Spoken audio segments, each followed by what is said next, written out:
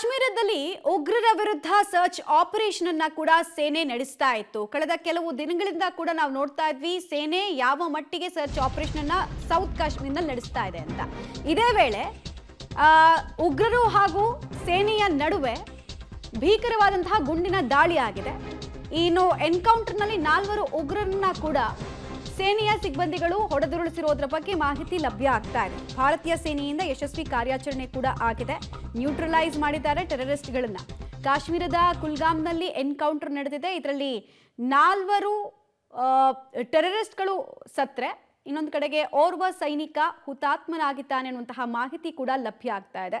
South Kashmir ಉಗ್ರರ ಪಾಲಿಗೆ ಇದು ಸ್ವರ್ಗನೇ ಅಂತ ಹೇಳ್ಬೋದು. ಯಾಕಂದ್ರೆ ಪದೇ ಪದೇ ಹಲವು ಉಗ್ರ ಸಂಘಟನೆಗಳು ಇಲ್ಲಿ ಯಾತ್ರಿಕರನ್ನ ಗುರಿಯಾಗಿಸಿ, ಅದರಲ್ಲೂ ಹಿಂದೂ ಯಾತ್ರಿಕರನ್ನ ಗುರಿಯಾಗಿಸಿ ಹಲವು ಟೆರರ್ ಅಟ್ಯಾಕ್ಗಳನ್ನ ಕಳೆದ 2-3 ತಿಂಗಳಿಂದ ಮಾಡ್ತಾ ಇರೋದನ್ನ ನಾವು ಗಮನಿಸ್ತಾ ಇದ್ವಿ. ಇದಾದ ಬೆನ್ನಲ್ಲೇ ಎಚ್ಚೆತ್ತಂತಹ ಸೇನೆ ಕೂಮಿಂಗ್ ಆಪರೇಷನ್ ಅನ್ನ ಕೂಡ ಈ ಭಾಗದಲ್ಲಿ ನಿರಂತರವಾಗಿ ಮಾಡ್ತಾ ಇತ್ತು. ಸೊ ಖಚಿತ ಮಾಹಿತಿಯ ಮೇರೆಗೆ ಅಲ್ಲಿ ಕೂಮಿಂಗ್ ಆಪರೇಷನ್ ನಡೆಸಿದಾಗ ಉಗ್ರರು ಇರೋದು ಅಲ್ಲಿ ಖಚಿತ ಆಗಿದೆ.